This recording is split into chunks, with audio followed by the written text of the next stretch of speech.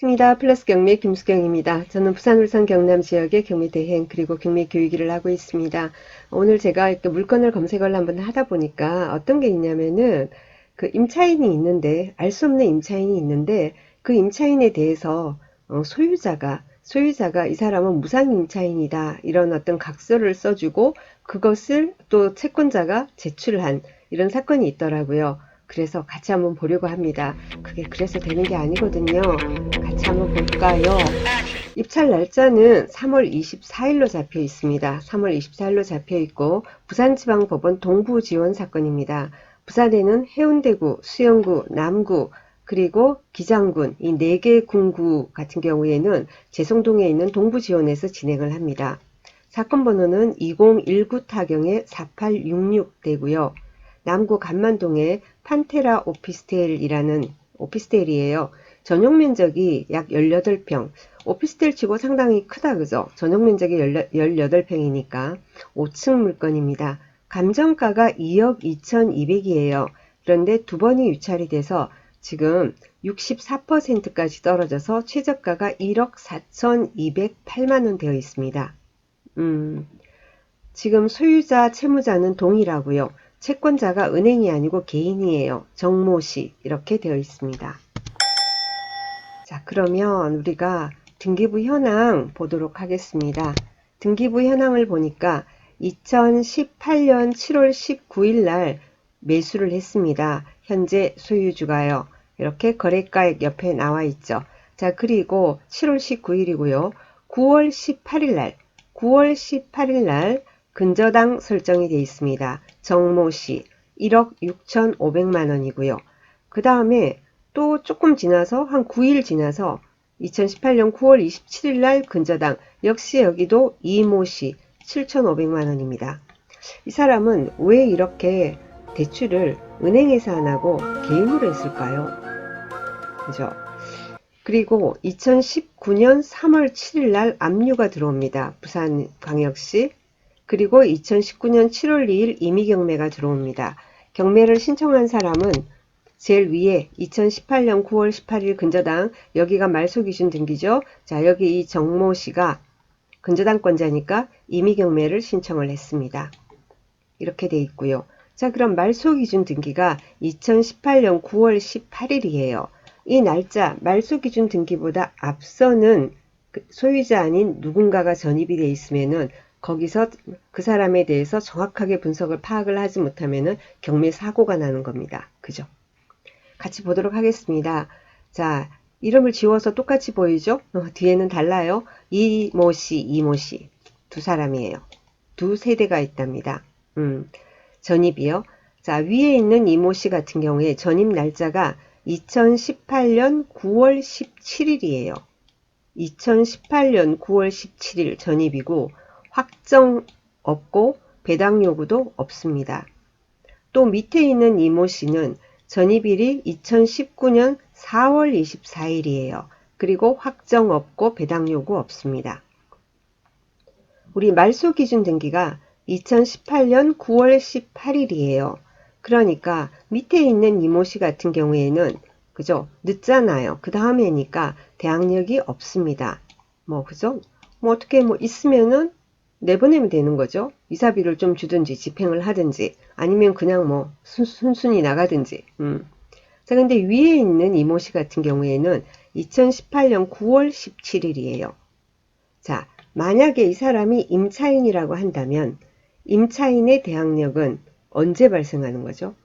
전입한 날, 그죠? 전입한 날의 이길, 그러니까 다음 날 0시부터 발생하는 겁니다. 그러니까 9월 18일 0시부터 이 사람은 대항력이 있는 거예요. 그죠? 그런데 모르겠어요. 임차인인지 아닌지 모르겠는데 만약에 임차인이라고 한다면 말소기준 등기는 9월 18일이에요. 그죠? 근저당 설정을 밤 0시에 할지는 못할 거 아닙니까? 아침에 9시 지나서 했을 거 아니에요. 그러니까 이 사람이 만약에 임차인이라고 한다면은 대항력이 있는 임차인이 되는 겁니다. 그죠? 지금 그렇게 돼 있는데요. 자, 현황조사서, 매각물건 명세서 같이 한번 보죠. 현황조사서, 집행관 현황조사서입니다. 조사 목적물 현장은 폐문부재하여 거주자 및 관계인 등을 만날 수 없는 상태이고 그래서 출입문에 방문 취지의 안내장을 붙여두고 왔으나 현재까지 아무런 연락이 없어서 제송동 주민센터 동부지원이 제송동에 있다고 제가 아까 그랬죠. 그래서 동부지원은 그 밑에 제송동 주민센터 가서 이런 걸 떼거든요. 제송동 주민센터에서 전입세대 열람한 바 조사 목적물 호수에는 이땡땡 두 세대의 가족이 전입 등재 상태라고 하나 임대차 및 점유에 대해서는 정확히 확인할 수 없는 상태입니다. 왜? 전입은 돼 있는데 권리신고가 전혀 없으니까요. 그리고 또 내려가서 보니까 여기 날짜가 이제 나와 있는 거예요. 전입 확인을 하니까 한 사람은 2018년 9월 17일. 요 사람이 제가 위험하다 그랬죠. 밑에 한 사람은 뭐요? 2019년이라서 괜찮고 대항력이 없고. 자, 그러면 우리가 매각물건 명세서 보겠습니다. 매각물건 명세서 보니까 자, 최선순위 설정, 그러니까 말소 기준 등기는 2018년 9월 18일이라 이렇게 나와 있고 이땡땡 두 세대가 있다. 역시 저기는 뭐 아까 말씀드린 건 똑같아요. 이렇게 전입이 되어 있는데 확정일자 모르겠다. 배당 요구는 없다. 자, 그리고 비고라는 볼게요. 비고에 뭐가 있어요. 자, 이땡땡 그죠? 신청 채권자로부터 소유자 작성의 무상거주 확인서 메모지 2018년 9월 18일 작성 및 소유자 인감증명 첨부가 제출되어 있습니다. 저기 우리가 그 금융권에 대출을 받을 때, 담보대출을 받을 때 소유자 아닌 사람이 전입이 돼 있으면은 은행에서는 대출을 안 해줍니다. 자, 그런데 대출을 해주는 조건은 뭐냐면은 그 임차인, 거기 전입돼 있는 사람이 직접 은행에 와서 무상거주 확인서에 나는 여기 유상 임차인이 아니다. 무상으로 거주하고 있다. 라는 확인서에 직접 날인을 해야 합니다. 그런데 여기서는 전입되어 있는 이 땡땡이 와가지고 한 게 아니라 이 땡땡의 무상거주 확인서가 아니라 소유자 김모 씨 작성, 소유자 작성의 무상거주 확인서 메모지라고 했습니다. 아까 근저당권자 정모 씨한테 2018년 9월 18일에 근저당 설정됐죠. 그러니까 그날 근저당 설정하는 날 그 채권자 정모 씨에게 그런 어떤 메모지를 해준 모양입니다. 그런데 정모 씨 같은 경우에는 은행이 아니고 개인이다 보니까 이거를 무상거주 확인서를 이 소유자한테 받아서 소유자 작성의 무상거주 확인서가 효력이 있나? 라고 생각하고 받았을 가능성이 있는 거죠. 그런데 이거는 아니라 안 된다라는 거죠. 그래서 이 부분이 굉장히 사고가 날 가능성이 있다라는 생각이 듭니다. 제 생각에는 이 부분에서.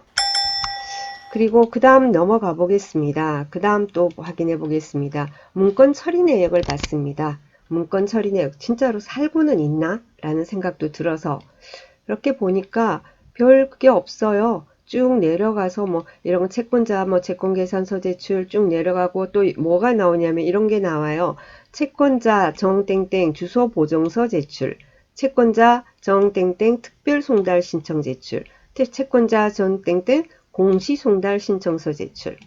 자, 이거는 경매가 개시한다라는 서류가 채무자한테 송달이 돼야 되는데 송달이 안 되니까 막 이런 거를 제출한 거예요.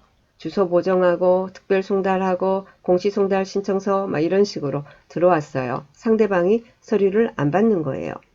그리고 뭐냐면은 채권자 정땡땡이가 참고 자료 제출했습니다. 그죠?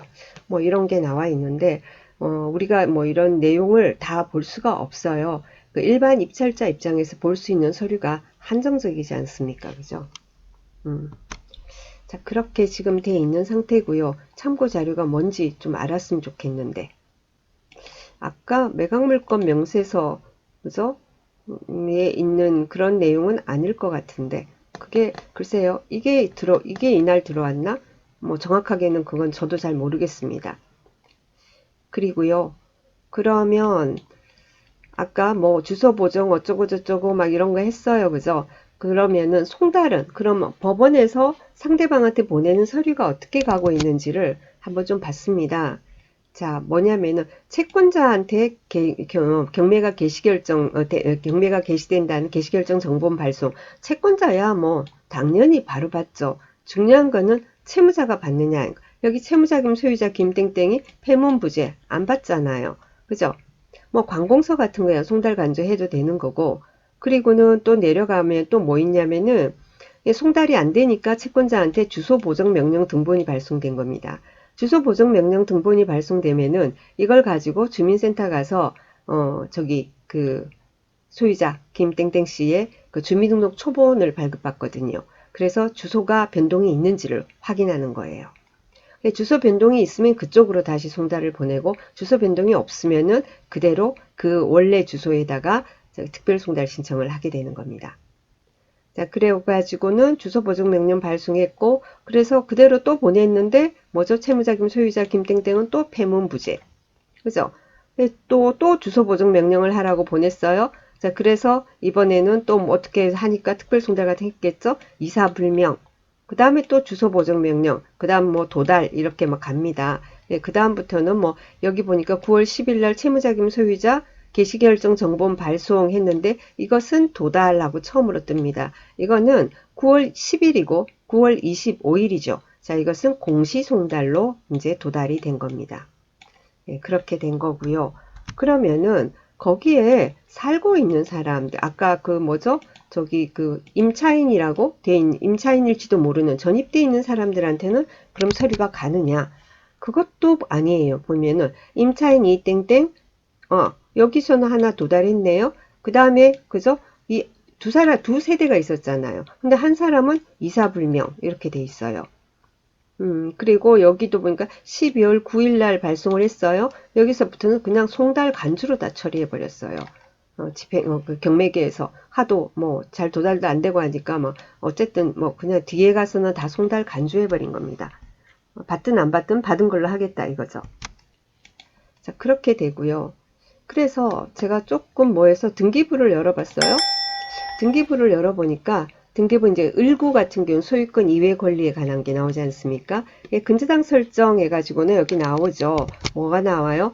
처음에 2018년 7월 26일 날 원래는 처음에 이 정땡땡한테 돈을 빌린 게 나와요. 1억 6,500. 그리고요. 8월 7일 날 2018년 8월 7일 날 여기서 약간 제가 희망을 가졌는데요. 8월 7일 날은 개인이 아니고 현대해상화재보험에서 대출을 또 받은 게 나와요. 자, 개인 같은 경우에는 잘 몰라서 소유자 작성의 무상거주 확인서를 받았다고 칩시다. 그건 원래 아닌데. 근데 금융권 같은 경우에는 그러지 않는다는 말이에요. 금융권 같은 경우에는 반드시 전입되어 있는 사람 불러서 받거든요. 그래서 그러면은 희망이 있나? 이러고는 또 이렇게 봤어요. 봤는데 여기 현대해상이 이렇게 보험을 해줄 때는 2018년 7월 26일, 8월 7일, 그죠? 접수는 8월 7일 이렇게 되지 않습니까? 그런데 제가 앞에 기억을 하기로는 이 땡땡 씨가 뭐죠? 전입이 2018년 9월 17일이잖아요. 그래서 현대해상에서 할 때는 이 사람이 없었어요. 그죠? 그러니까 현대해상에서는 받지 않았겠죠. 그죠? 자, 그런데 아까 금방 그 근저당들은 빨간 줄이 끄여 있죠, 지금. 빨간 줄이 끄인 거는 다 말소된 거예요. 그래서 다른 대출로 이렇게 갈아타는 그런 식이 되거든요. 그래서 살아있는 걸 봤어요. 살아있는 걸 보니까 뭐죠? 2018년 9월 18일. 그죠? 여기서 정땡땡 씨가 저기를 대출을 해 준 거예요. 그죠? 그리고 근저당 설정을 한 거예요. 9월 18일 날. 그런데 아까 요 바로 하루 전날 9월 17일 날 이모 씨가 전입이 돼 있었죠. 그죠? 그리고 이 사람이 가지고 있는 건 뭐죠? 소유자 작성의 무상거주 확인서예요. 사고 날 수 있을 것 같아요. 이 부분에 대해서 정확하게 뭔가 내용을 파악하지 않는 이상은 힘들 것 같아요. 근데 나중에 예를 들면은 이제 만약에 여러분 입찰하시는 분이 내가 이 내용을 뭔가 하니까 낌새가 뭐해서 내가 막 이렇게 파헤쳐 보니까 분명히 이거는 임차인이 아니야. 그래서 만약에 그럼 임차인이다 아니다 서로가 우길 수 있잖아요. 그럼 어떻게 되겠습니까? 그러면 저기 하게 되겠죠. 소송을 하거나 뭔가 법적인 절차를 밟아야 될 거 아닙니까? 소명하라 이렇게 되겠죠. 네가 임차인 맞으면은 계약 당시에 계약서, 그죠? 임대차 계약서, 그리고 거기에 맞는 보증금과 뭐 전세 같으면 전세, 월세 같으면 보증금 얼마의 월 차임, 그것을 제대로 지불했다라는 근거를 내야 되겠죠. 그죠? 근거 자료를, 그죠?